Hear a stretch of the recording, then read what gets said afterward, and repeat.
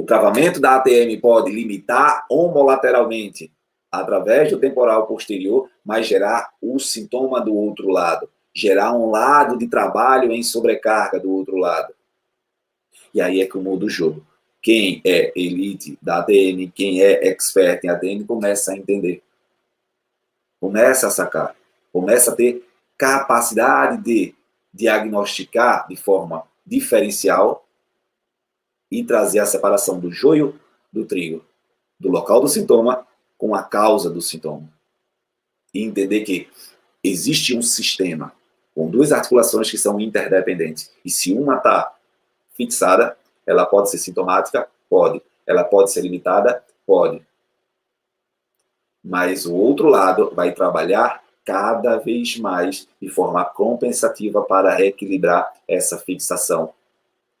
E aí, sintomas são ainda maiores em zonas de hipermobilidade, em zonas de compensação. E quando eu tenho uma fixação, onde eu tenho essa estrutura limitando ou por sua inervação, ou por sua fixação, sua origem limitada, eu vou ter um jogo biomecânico articular maior que vai gerar esforço do disco, que vai gerar maior movimento do côndilo, que vai gerar compensações. E aí esse desvio mandibular homolateral pode acontecer. Essa sobrecarga mandibular pode acontecer.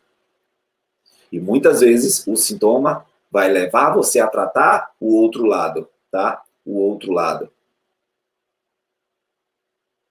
E aí vem para a fixação muscular. Então, dentro do processo de travamento da ATM, existem várias causas, tá? Por quê? Os músculos existem dentro de uma harmonia funcional e você muitas vezes está limitado no raciocínio em relação aos músculos e trata ele como causa quando ele pode ser consequência, ou negligencia ele como causa pensando que ele é consequência. E é essa clareza que eu quero que você tenha para que você consiga mais rápido eliminar a dor do seu paciente ATM. Para que você, com um raciocínio de expert em ATM, você consiga ter clareza, consiga ter uma capacidade de diagnóstico diferencial. Tá? E dentro desse processo é exatamente do disfuncional onde ocorre o travamento. Mas o grande detalhe que a gente tem hoje é que os pacientes se encontram muito mais apertando o dente. O paciente se encontra muito mais hoje dentro de um processo, de um contexto somato-emocional, travando, do que em relação de relaxamento, com abertura da boca. E aí é que está o detalhe. Que quando a gente pensa em ATM, a gente quer trazer um raciocínio de oclusão. E nada errado com isso. Eu entendo essa dificuldade que nós, como profissionais, temos, porque não aprendemos a pensar. Aprendemos a ter um raciocínio muito raso nesse processo. Mas esse raciocínio raso te leva a uma ideia rasa sobre a causa. E eu não quero que você cometa erros em relação a isso, porque eu já cometi isso. Na teoria, tudo é muito bonito, mas na prática, o que você vê é um sistema trigeminal sobrecarregado pelo alto índice de estresse, pelo alto nível de ansiedade, e esse nível de estresse, pelo alto nível de ansiedade, pelo alto nível de sobrecarga, hoje que vivemos do século XXI, levar você a uma excitabilidade, uma simpaticotonia, uma sobrecarga muscular que vem associada com a vasoconstrição, diminuição da circulação, diminuição do nutriente e sobrecarga da estrutura. E, logicamente, se eu tenho uma sobrecarga trigeminal pelo alto nível de estresse, eu tenho uma sobrecarga literalmente associada à excitabilidade desse trigêmeo, que não vai fazer com que esse músculo atinja a sua performance. Eu não estou falando isso em relação a um dia.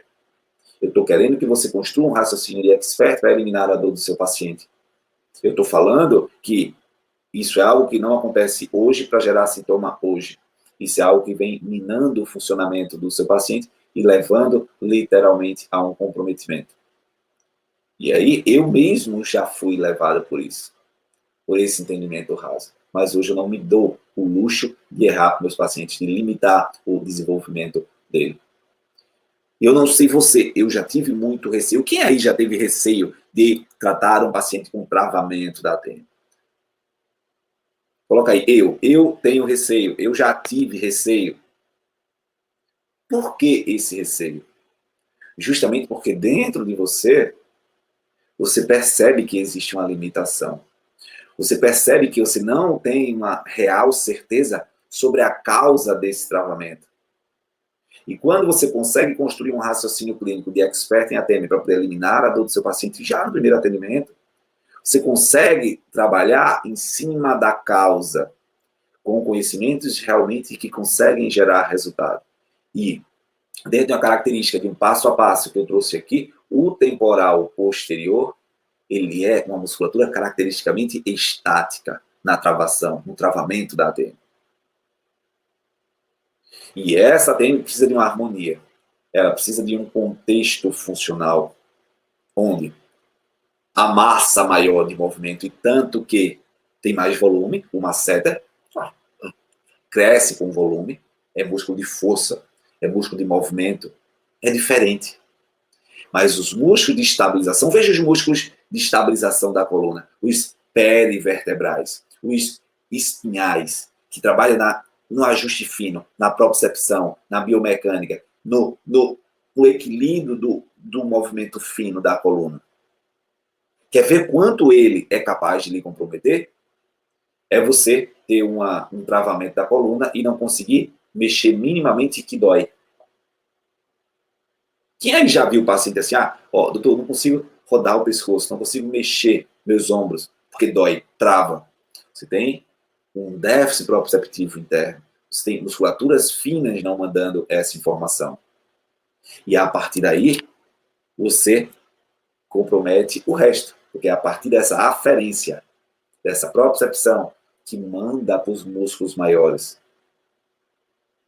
E eu quero que você entenda, construa o raciocínio clínico do expert em ATM para que você consiga lotar a sua agenda. Justamente pensando fora da caixa, trazendo uma percepção, principalmente avaliativa, com uma construção de raciocínio clínico. E por isso a gente lançou essa série, porque a gente sabe o quanto os músculos estão aí confundindo o seu raciocínio clínico, confundindo a sua necessidade terapêutica, a sua forma de entender o paciente. E é extremamente determinante. Ou você começa a construir o raciocínio clínico para encontrar a causa, ou você vai continuar enxugando o gelo e sem eliminar a dor do seu paciente de ATM já no primeiro atendimento.